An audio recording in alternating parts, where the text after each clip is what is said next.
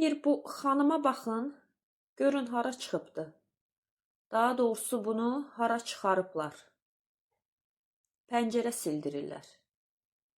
Görün necə təhlükəli halda silir.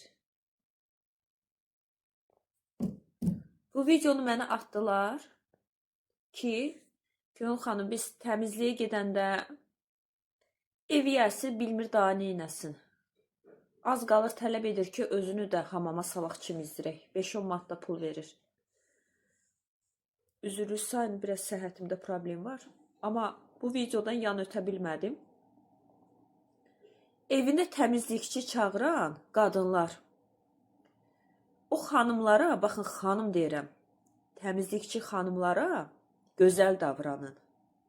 Qapınıza gəlmiş nökər kimi, qul kimi davranmayın. Siz bilmirsiniz, bəlkə Allah qatında o nökər kimi baxdığınız kasıb qadın sizdən daha təqvalıdır. Bəlkə məndən də təqvalıdır. Ona görə də qapınıza gələn adama gözəl davranın, xoş davranın. 3 manat pul verirsiniz deyə onu minib çapmayın, ona yuxarıdan aşağı baxmayın. Çünki bilmirsiniz, bəlkə də o yuxarıdan aşağı baxdığınız o kasıb qadın Allahın sevimli quludur. Hardan bilirsiniz? Kasıblıq utanmalı bir şey deyil, ayıb deyil. Yaxud sizin pulunuz varsa o demək deyil ki, siz ondan daha yaxşı adamsınız, daha üstün adamsınız. Başa düşürsünüz? Ona görə də o qadınlara gözəl davranın, xoş davranın, bacı kimi davranın, qızınız kimi davranın, təhlükəli yerləri sildirməyin. 3 manat pul verirəm deyə mütləq çıxıb pəncərəni o təhlükəli vəziyyətdə silməlisən deyə tələb etməyin. Ayağı sürüşər, yıxılar, başına hadisə gələr, ölər, şikəst olar.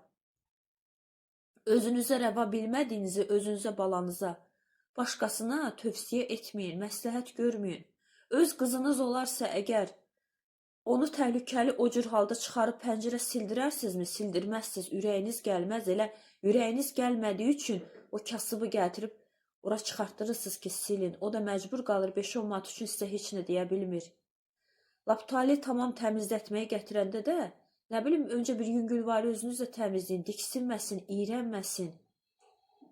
O qadınların yerinə bir özünüzü qoyun. Nə olar kasıb olanda? Bir neçə dəfə mən şəxsən mənzil dəyişmişəm, yükləri daşımaq üçün yük şirkətindən fəhlə çağırtmışam. Özüm və balalarım birlikdə o yükü daşımağa kömək etmişik o fəhlə qardaşlarımıza. Uşaqlara demişəm, ucundan siz də tutun, yüngülvari torbalardan, paketlərdən götürün. O fəhlə də o zaman özünü əksik hiss etmir. Ona qardaşım deyin.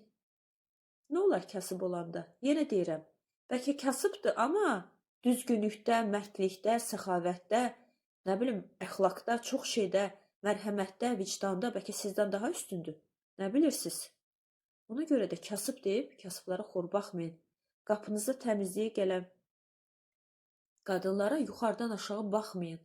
Gözəl davranın, bacım deyin, anam deyin, heç nə olmaz. Onsuz da sən qapına utana-utana gəlir.